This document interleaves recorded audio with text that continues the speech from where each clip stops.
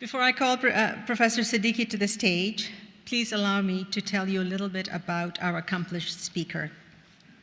On a personal note, this is her first trip to Toronto. She has never been here before, and so it is very brave of her to brave the winter and join us for her first trip to Toronto. Mona Siddiqui is a professor of Islamic and interreligious studies at the University of Edinburgh's Divinity School. She is an internationally renowned public intellectual and a regular commentator in various media, including chair of the BBC's Religious Advisory Committee. Her research areas are in Islamic law and ethics and Christian-Muslim relations. Her most recent books include Christian, Muslims, and Jesus, and Hospitality and Islam.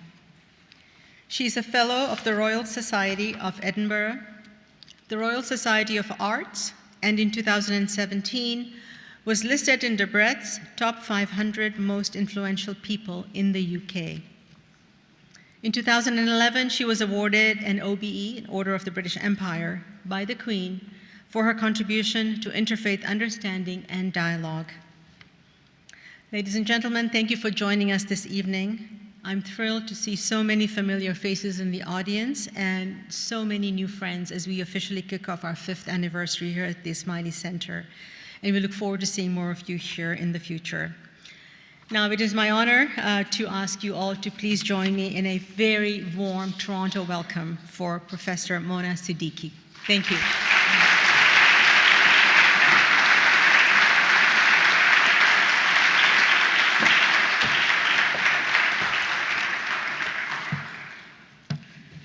So first of all, can I thank everyone, distinguished guests, colleagues, students, members of the Toronto community. It is my first time, but as my lecture talks about hospitality, I have to say on a personal note, I couldn't have had a more hospitable welcome from everyone that I've met today in the tour of the museum, the tour of the Ismaili Center, the welcome at Emmanuel College, and of course, behind the scenes, the indefatigable hospitality of Sadru, who is the Muslim equivalent of the Wizard of Oz. So thank you so much. Quiet but determined. So this lecture is very close to my heart because I've been thinking about hospitality for a number of years. That it's, on the surface, we all talk about hospitality, but what does it really mean to be on a personal level hospitable, but also at a civic and political level? So as I was thinking about this talk over the last few weeks, our Home Secretary, the UK Home Secretary Sajid Javid, who I'm sure you've all heard of, was in the news over our current migrant crisis. Over Christmas and the New Year, he had visited the English port of Dover. The Home Secretary defended his call to declare a major incident to deploy patrol vessels from the Mediterranean. He'd been forced to cut his holiday short in South Africa, and he faced criticism after questioning whether people risking their lives crossing the English Channel are genuine refugees. The press were full of sensational headlines. Home Secretary brings back 2 Border Force cutters to tackle migrant crisis. Sajid Javid recalls 2 Border Force boats to patrol English Channel. The number of migrants was less than 50.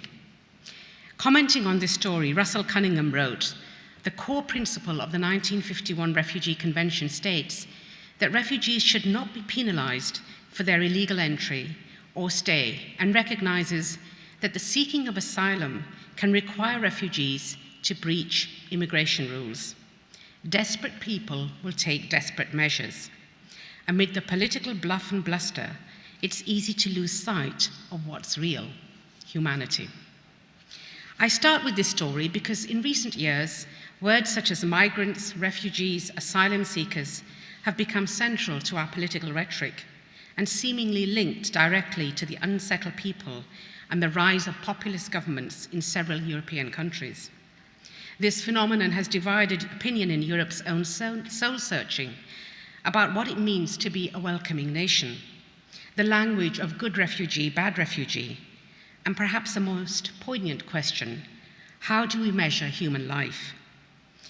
I appreciate that these words carry legal distinctions within the context of voluntary migration and forced displacement, that state, sovereignty, citizenship, and human rights are complex issues, but at their core, and this paper is no comment on refugees, it is really about thinking of hospitality.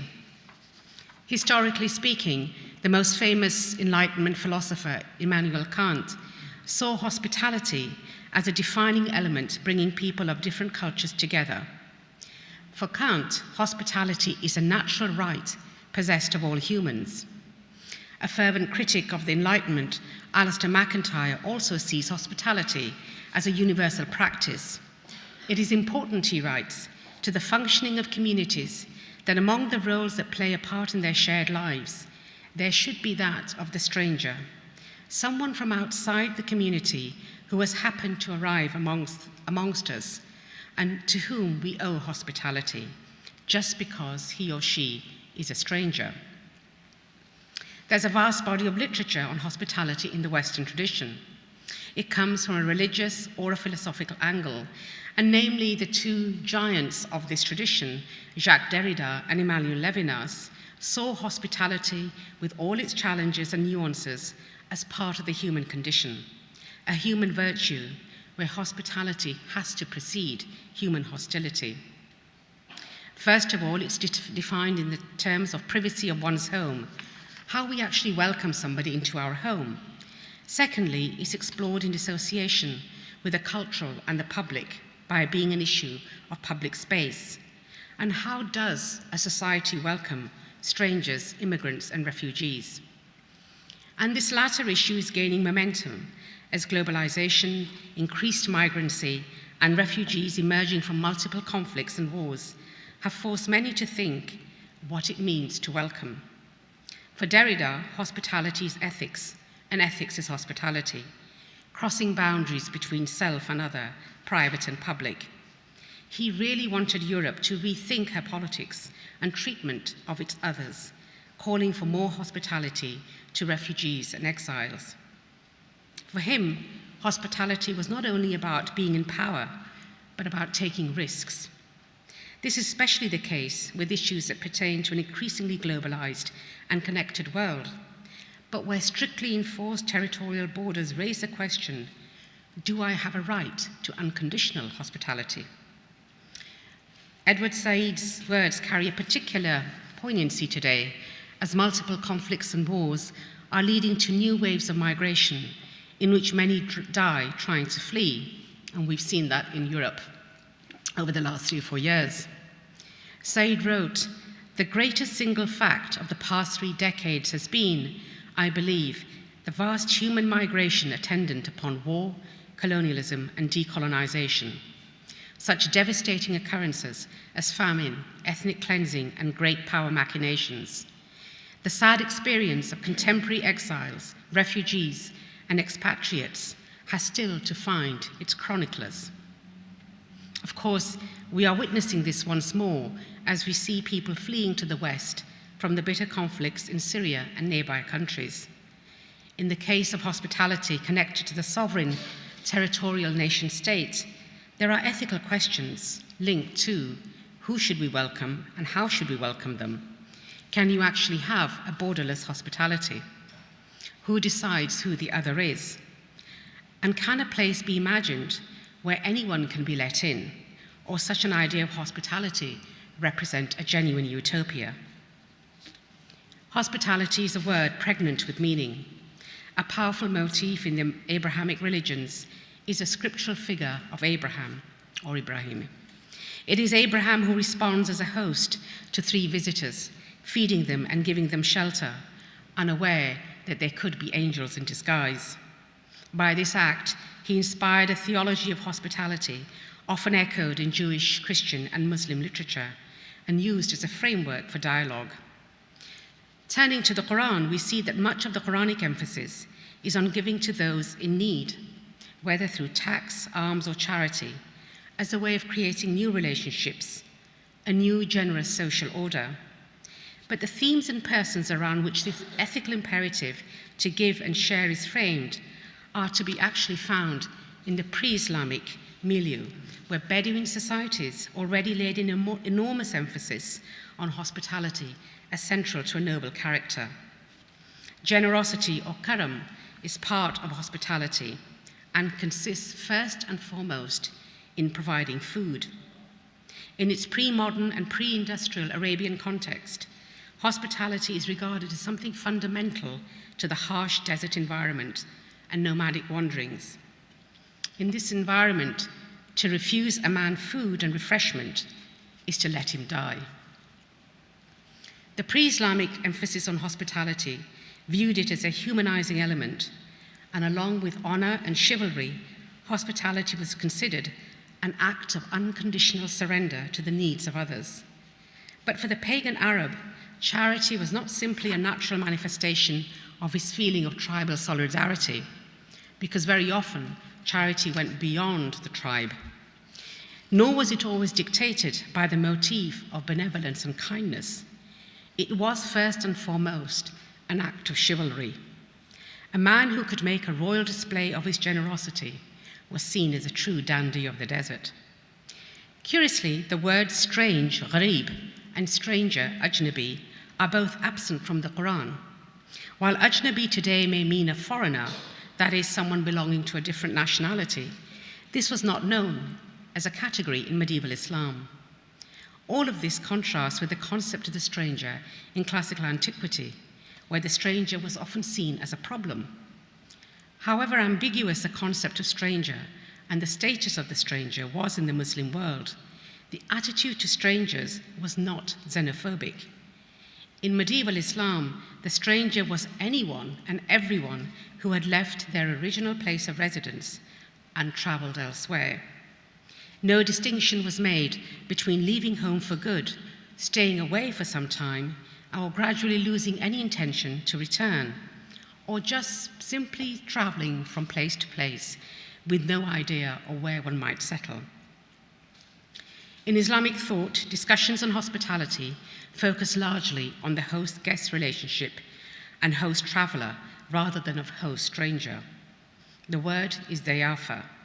The Prophet is reported to have said, "There is no good in the one who is not hospitable." The importance of giving food to others as part of faith is such that when asked, "What is faith?" the Prophet replied, "The giving of food and the exchange of greetings." And perhaps his most dramatic words, "A house which is not entered by guests is not entered by angels." The Prophet's life after his prophetic status was, for the most part, a life of refuge. Seeking refuge is always a fleeing of some sort, but it's also a form of bonding. Ibn Hisham writes in his Sirah that Ibn Ishaq, the first biographer of the Prophet, wrote, "The Prophet established mutual brotherhood between the companions from the Muhajirin and the Ansar, the people who helped him in Medina. Be brothers in God, pair by pair." Arafat Shukri has shown that the concept of jivar, providing protection and on occasion asylum, existed as a practice in the pre-Islamic period, wherein jivar would defend people against the ravages of tribal blood feuds. But hospitality is first and foremost a duty towards others and a way of living in which we are constantly reminded of the challenge of human diversity in all its social, political, and ethical manifestation. Hospitality, which centers on food, has arguably been a central feature of religious piety, but it was extolled not so much for the purpose of pleasure, but rather for feeding those in need, and thereby cultivating relationships with friends, strangers, or travelers. In the monotheistic religions, the food and drink one served a guest was a sign of God's grace, but it was also a sacred duty. It seems to me there is nothing quite so simple, yet quite so profound, as simply serving food to others.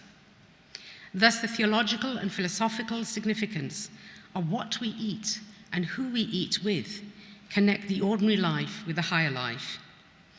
In the monotheistic faith, God is never far from food. Both the earthly and the heavenly and the symbolism of food draws us near to him. And perhaps that's why when we have humanitarian disasters, we find that so many religious, secular, and civil organizations come together simply to provide nourishment. God is always present when food is being served. Away from giving only to those in need, we should recognize in hospitality the basic human desire for food accompanied by the human desire for company.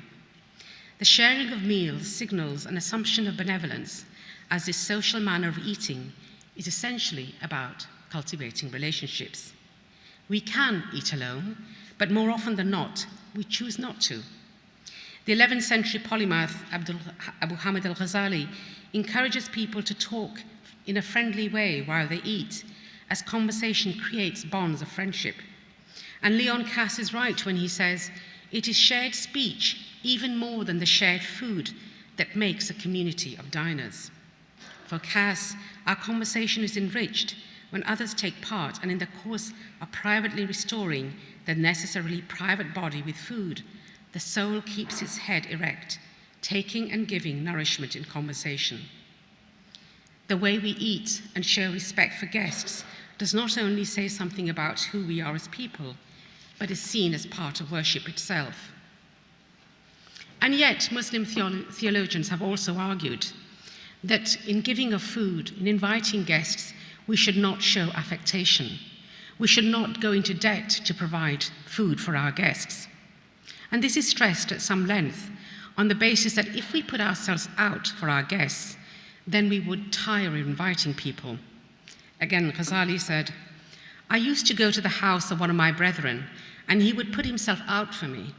I said to him, 'You do not eat this when you are alone, nor do I. Why do you then think that when we meet, you have to go to so much extravagance? Either you stop this extravagance, or I shall stop visiting you.' His friend stopped his affectation, and for this reason, they continued to be close friends.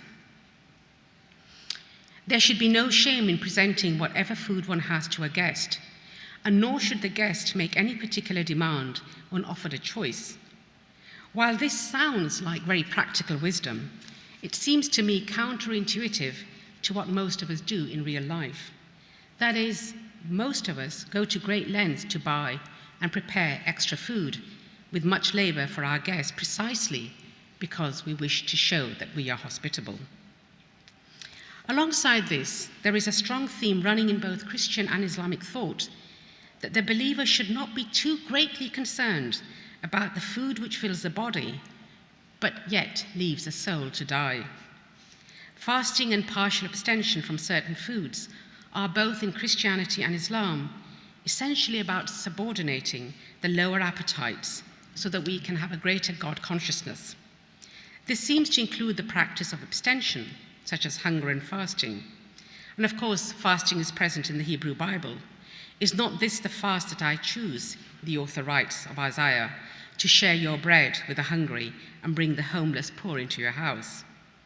The purpose of fasting is to be in search for humility and justice for the poor. As Laura Hartman writes, to fast means to recognize human bodies as frail, dependent upon food, upon God, but also to recognize humans as more than just their bodies. But the ascetic motive was not the only one which led to the practice of fasting in early Christianity.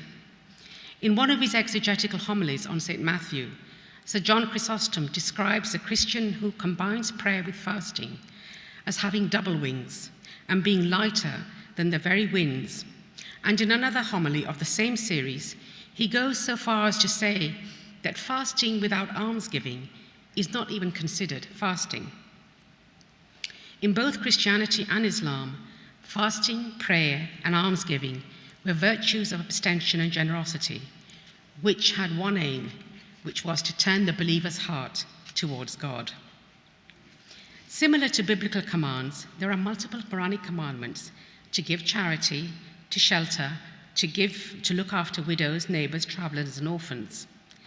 But it seems to me that hospitality is far more than almsgiving. It's also about recognizing not simply economic poverty, but intellectual deprivation, loneliness, loss of agency and power in others, the helplessness in so many people around us. How do we create spaces where generosity of spirit has a moral but also legally advantageous aspect on the whole of society, wherever we live. Almsgiving, common to all three faiths, and of course outside all three faiths, is not really about giving, as it is about transforming the self and society. Hospitality, when tied to the notion of adl or justice, is a lifelong attitude and way of being.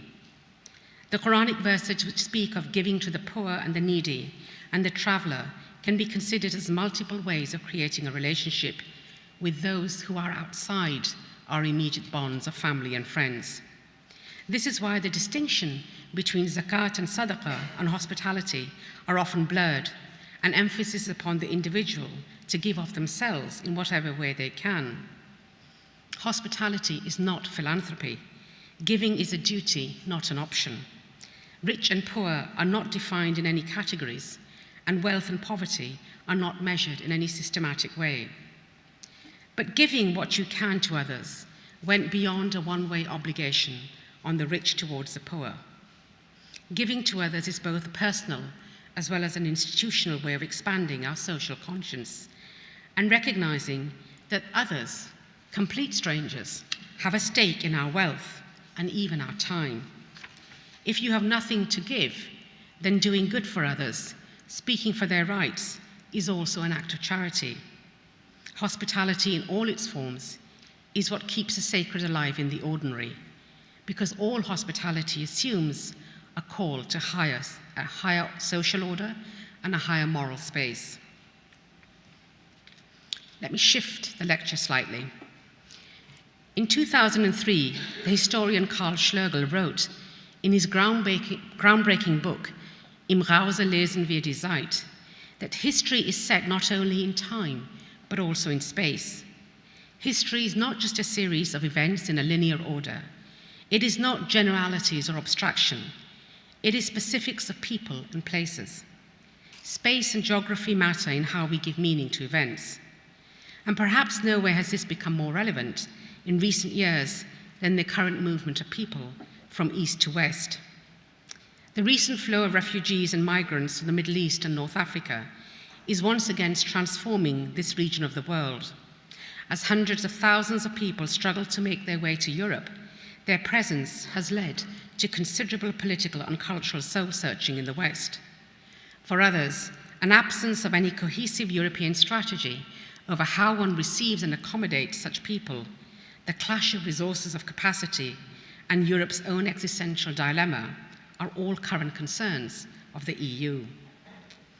In the course of the past few years, the people streaming out of the Middle East for Europe, making perilous journeys across perilous waters, and we have become accustomed to seeing images of children dying, or women giving birth in these perilous conditions. In whichever way they are defined, migrants, refugees, asylum seekers, whether they are trafficked or make their own way, they are united by their desire to live, to survive at all costs, the conflicts or the deprivation destroying their homeland.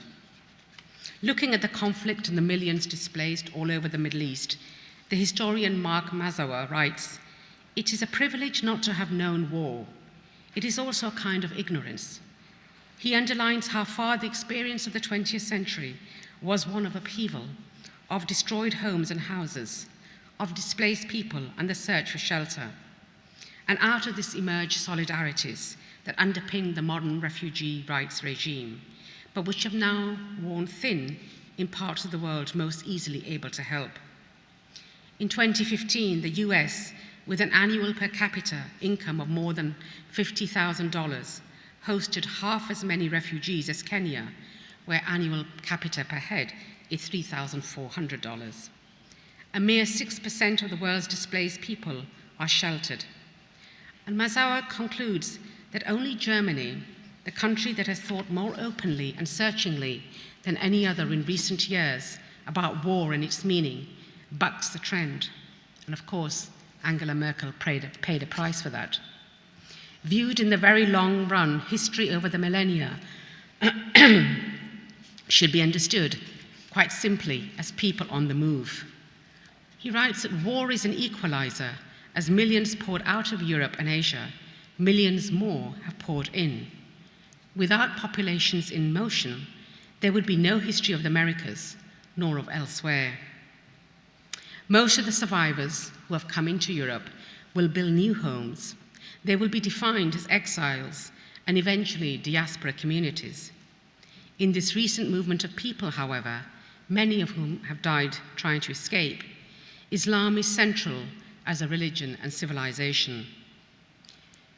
The public anxiety about Islam led Alexander Betts to label Islam as the elephant in the room, the primary reason states are unwilling to accept refugees generated by the Syrian conflict.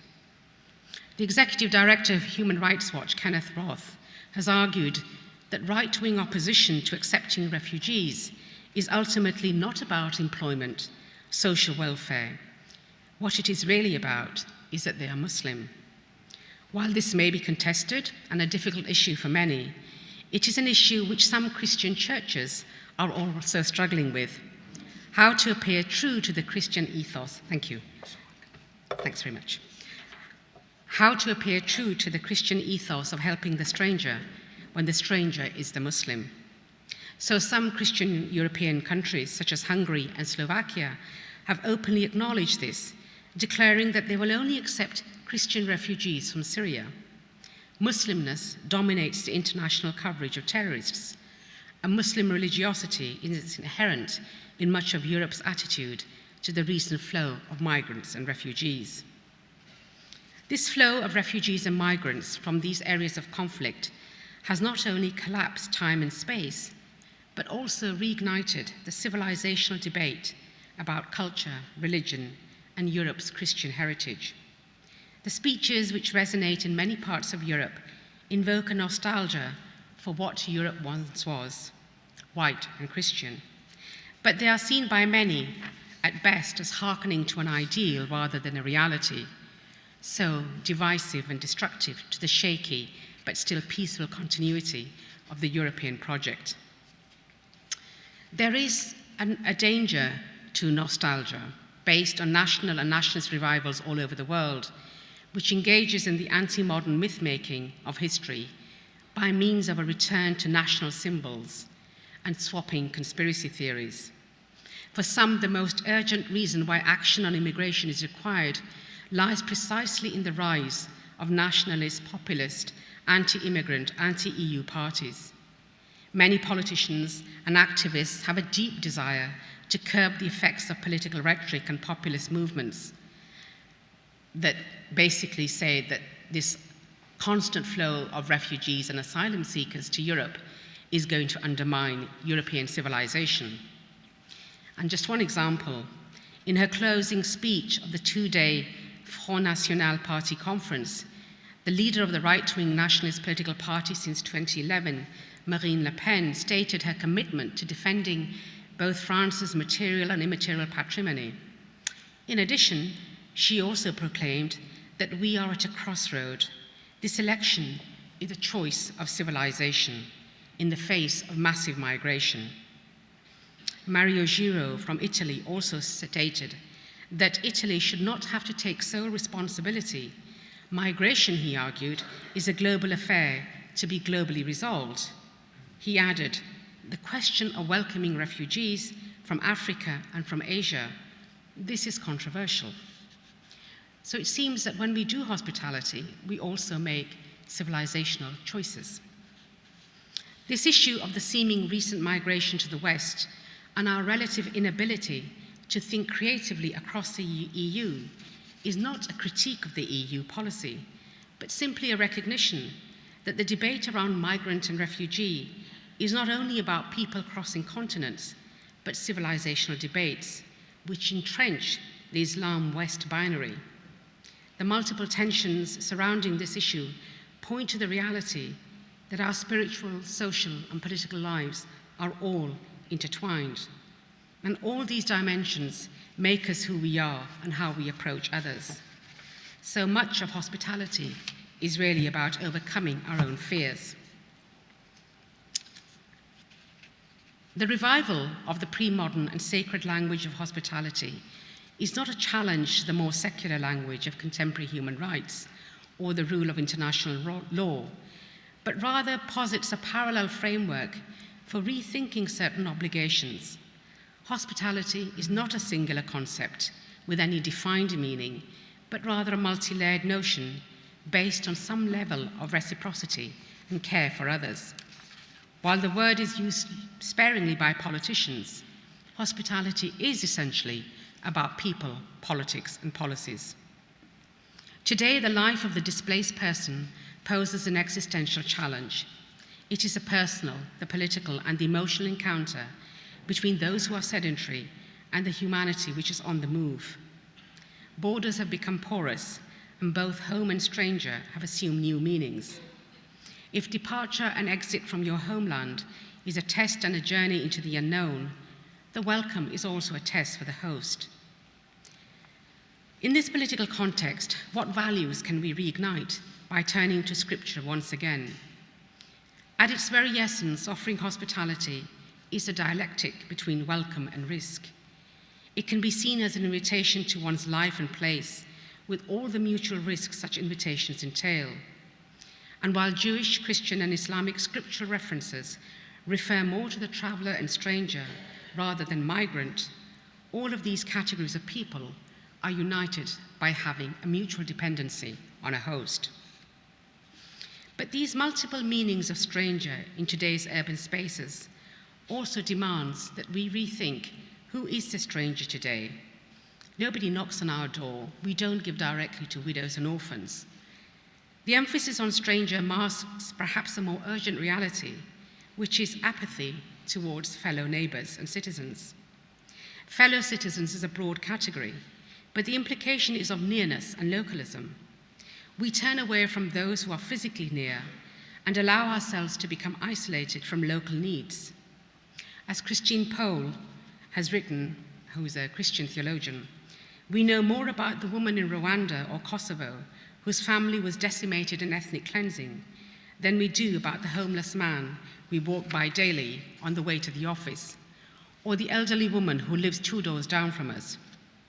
She tries to deconstruct abstract notions into concrete hospitality and says we can draw on our scripture for lots of things, say lots of really great things about hospitality, but all of these words have to be accompanied by the hard act of actually welcoming a human being into a real place.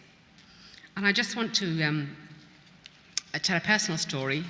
It's a confession, really, that I turned into a broadcast 3 or 4 weeks ago.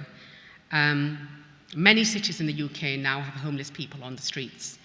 And when I come out of the station at Edinburgh, there are always a couple of homeless people on the streets begging for coffee, sandwiches, money, whatever.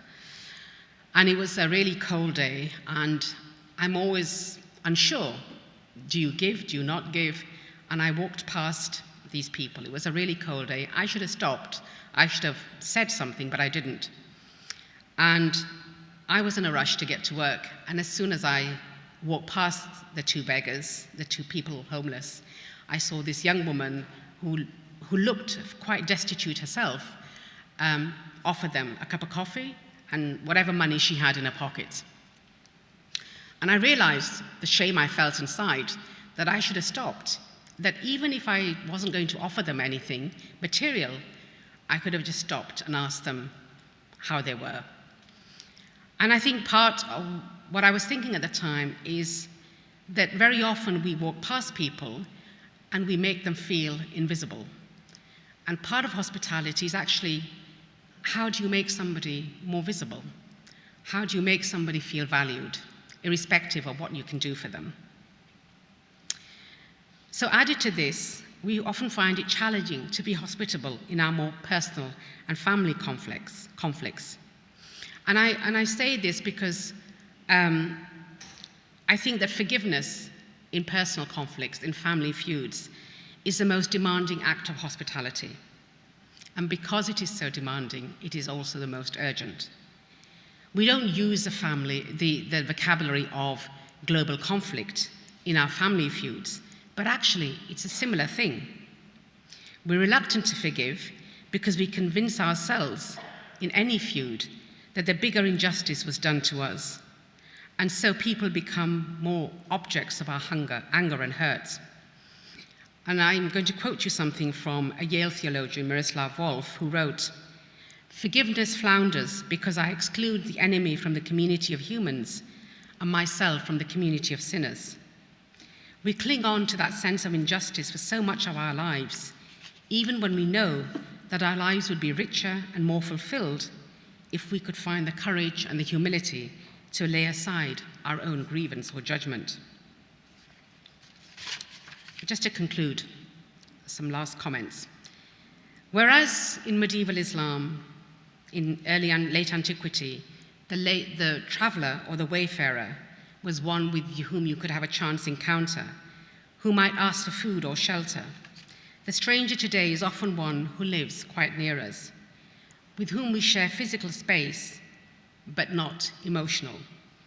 Our social interaction in our urban public spaces is really shared space with other strangers.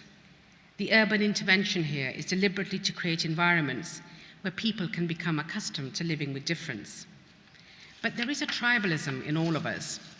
And when the Quran says, "We have made you into nations and tribes so that you may get to know one another," the verse reads like a divine blessing, but actually getting to know one another is extremely demanding. It demands commitment, patience, and generosity. And with the breakdown of family living, the forces of globalization, and large-scale migration, we now have fractured societies where people are struggling to find ways of recreating a sense of family. As the late Zygmunt Bauman, the British sociologist, writes, "City living both attracts and repels because people live in segregated spaces, homogenized areas. All of this is done to lower anxiety, but actually all it does is lowers tolerance to difference." So you could ask, why should we get to know one another? But I think that those we get to know, have as friends, matters. And it says something about our cultural and political attitudes, as well as our emotional and intellectual desires. Without shared space, we cannot have shared fellowship, and friendship needs both to grow. Close friendships may be based on intellectual intimacy, something elusive but magnetic. But where friendship and fellowship meet is in the possibility of forming new communities, giving something back, essentially caring for and about others. For many Christians, hospitality is about seeing the face of Christ in every stranger and living God's graceful kingdom on this earth. Many lament that our contemporary cultures have distorted hospitality, reducing it to mere sentimentality. As Henry Newon wrote, hospitality can at first bring to mind soft, sweet kindness, tea parties, bland conversation, and a general atmosphere of coziness. But hospitality is not a domestic sentimental affair, a watered-down piety. When honored and exercised as a divine imperative, it is about knowing that reaching out to others is in itself an act of worship, challenging, humbling, and spiritually transforming. He wrote, "If there is any concept worth restoring to its original depth and evocative potential, it is this concept of hospitality. The spiritual life is a constant movement between the poles of loneliness and solitude, hostility and hospitality, illusion and prayer. The more we come to the painful confession of our loneliness, hostilities and illusions, the more we are able to see solitude, hospitality and prayer as part of the vision of life." Christian reflections on hospitality speak of mirroring God, who is the ultimate host. It is God who creates, gives, embraces, and loves. And as Lucian Richard has written, the central image of the vision of life, sustaining the law of hospitality to the stranger for Christianity, is that of the kingdom of God, for we are all guests of God's hospitality. What is the distinction that we need to make between a legal person and a moral person? What is my value if I do not have citizenship rights? These are some of the things that we are struggling with at the moment, because I do not have rights to belong anywhere I go. So I believe that hospitality is not simply about making physical room for others, but essentially an attitude to life. It's not only about physical borders, porous and hard, but about how you make people feel. It's true that hospitality in all its forms is unsettling because it is about reaching out. It is about making time and taking a risk on others. It's time-consuming and demanding, and it's not only always emotionally satisfying. But it is essentially about recognizing that we are all relational beings, and our moral life only comes to focus when somebody stands in front of us. And as believers, we should all be open to self-reflection. Our prayers, and we heard the Quranic recitation earlier, begin with A'udhu Billah, I seek refuge. And as Abdul Rahman Latif has shown, these words remind us of our condition as humans. As created beings, all of us are in peril. We all need protection and preservation of God. We are all refugees in relation to God. For me, dhikr is remembering God and remembering others. Our faith is not only about our personal worship and our personal piety. We should each ask the question, what does my faith have to offer the world? There are many ways we can all show hospitality, whatever the politics of today. How we speak of God affects how we see one another, what we value, and the kind of society we aspire to. It seems to me, as a final word, that hospitality is all its forms, is what keeps the sacred alive in the ordinary. And this is a thought which should both humble and inspire us. Thank you.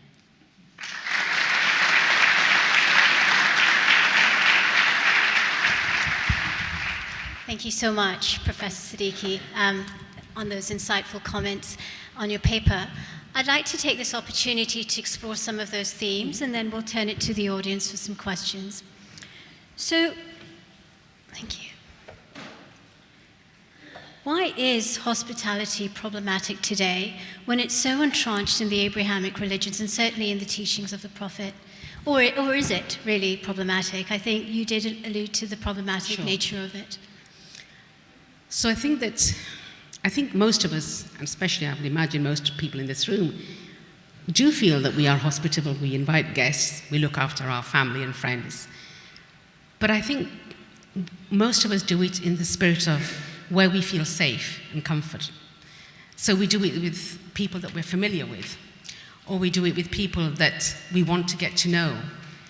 And I think really the underlying current of what a transformative hospitality should be is about reaching to those with whom we should make bonds, those to whom we should offer something, rather than simply those that we want to offer something. And that difference between want and should have a gulf. And so I don't see hospitality, as I alluded to Henry Nouwen, that it's about a watered down piety and, coziness. If you are really thinking of God and hospitality as a form of worship, then that can be truly transformative in society.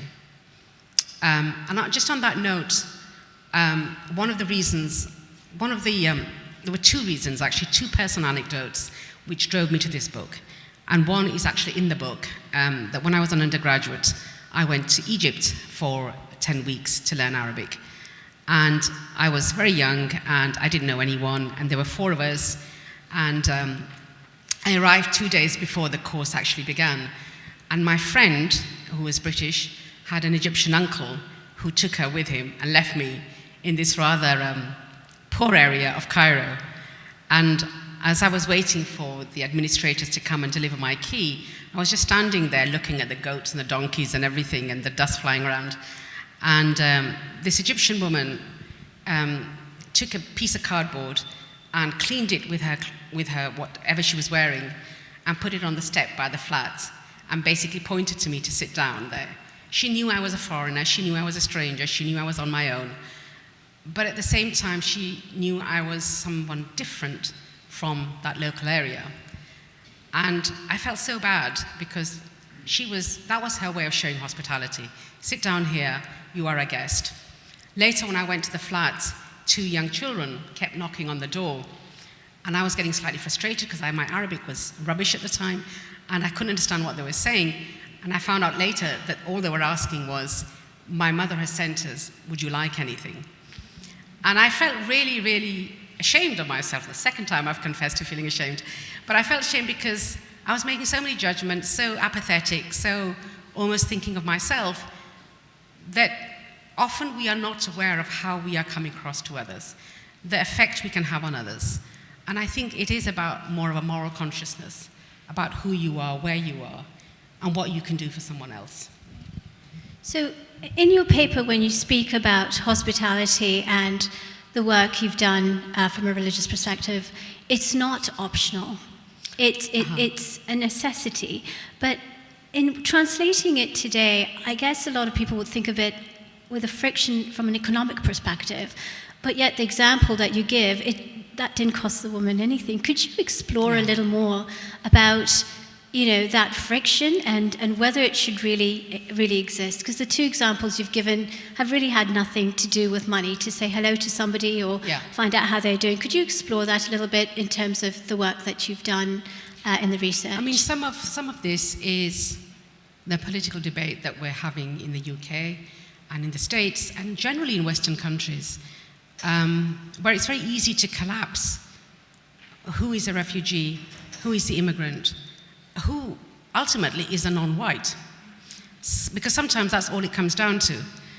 And I think that a lot of people use migration as a way of venting other frustrations, and that hospitality has an economic cost. Of course, everything has a resource cost. But when you think about a country like Jordan, which is very small, which has taken on over almost 2 million refugees, Palestinian and Syrian, which are a huge resource on Jordan's waters. And it says, we have no choice, we have no option, these are our brothers and sisters, we must take them. And then you think, so many European countries are some of the wealthiest in the world. Whatever the resource cost is, surely it won't compare to the resource cost in these smaller countries that are taking on the bulk of these refugees. I'm not saying it's easy, but I think for me, it's not the economic cost that's the issue. It's the civilizational, cultural cost, which makes hospitality a problem. So, I mean, as a society, your paper explores social consciousness as well. Have we lost that? What are your thoughts around that? How do we cultivate that again? No, I don't think we've lost it. I think generally people are generous. I think people are generous with what they can do, with what they have. But I think this includes me. Hospitality isn't about what is comfortable for you to do. Hospitality is about making yourself uncomfortable, taking a risk on others, going into the unknown. I mean, when I look at my own neighborhood, I live in a really nice part. I hardly know any of my neighbors. I know my immediate neighbors, but how hospitable am I to them? Probably not very much, beyond. And I think, you could argue that's a sign of urban societies, urban dwelling now. But it's not a good sign, because I think we do live in very safe spaces where we don't want to feel unsettled. So I think it is a matter of how do you step outside into that which is risky and make space for other people. Thank you, Anar Danji, President Hirji, and members of the Aga Khan Ismaili Council for partnering with Emmanuel College to offer this lecture. Thank you, Dr. Siddiqui, for this talk and for your contribution to the academic study of religion and intercultural understanding. This is a place that embodies hospitality. Our theme for the evening, the architecture bathes us in spaciousness, light, and symmetry. I know from my family's visit to the Ismaili Center and Aga Khan Museum last month that the people of this community embody the value of hospitality. In the beautiful illustrated copy of the Conference of the Birds, which Sajur Jeta gifted to us, each bird develops a virtue that helps the community to see the divine. I'm humbled by the vision of the divine embodied in the hospitality of our hosts tonight. When hospitality is practiced well, both hosts and guests feel a sense of belonging, of presence, of being seen and loved, of being at home. And we do not need to be at home to feel at home.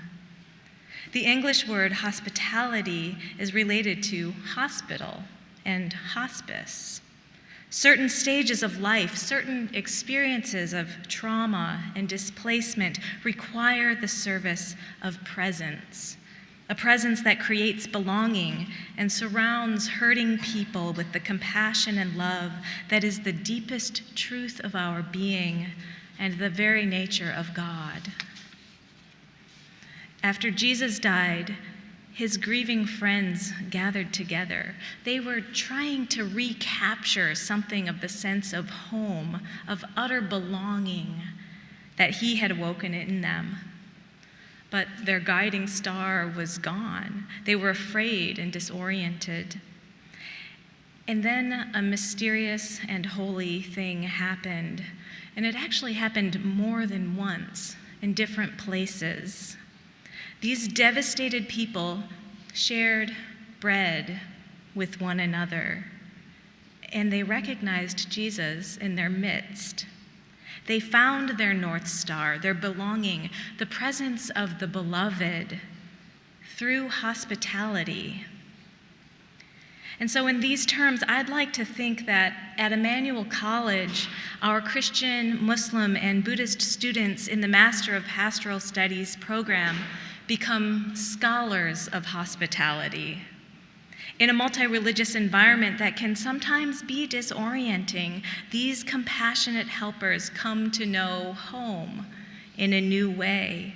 They become deeply rooted in the stories and practices of their own traditions, not necessarily for its own sake, but so that they can carry that sense of presence to the people they encounter in hospitals, the military, schools, and private practice.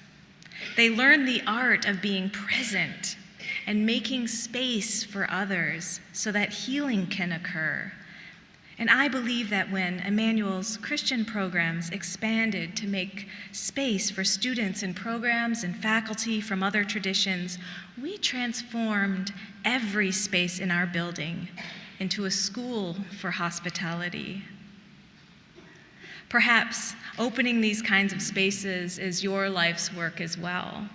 I would encourage you to have a word with our admissions officer, Christine Henry, who is here and can share more about our programs in the lobby. But by way of concluding, Dr. Siddiqui has asked us to think about the virtue of hospitality in relation to global migration. In our world context, hospitality requires us to think beyond the spaces of our homes and institutions and imagine how we can create structures of care and belonging in society at large, especially for those who have lost their homes on a massive scale, for whom some of the loudest voices say there is no room. Giving is a duty, not an option, as Dr. Siddiqui told us this evening. And we will need one another to fulfill our duty. May we support one another with friendship, with resources, and with our advocacy for the most marginalized. I look forward to continuing this conversation together. Thank you and good night.